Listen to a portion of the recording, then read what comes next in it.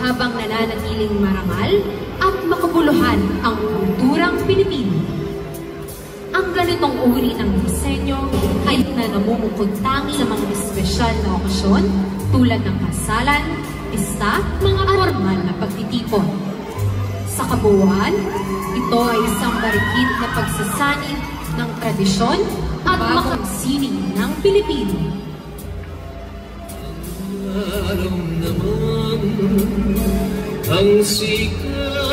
Pero ang Tagalog na ito ay gawan in one card.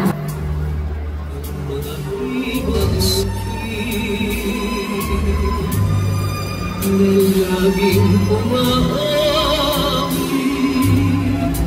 kung minsa'y malulog at mga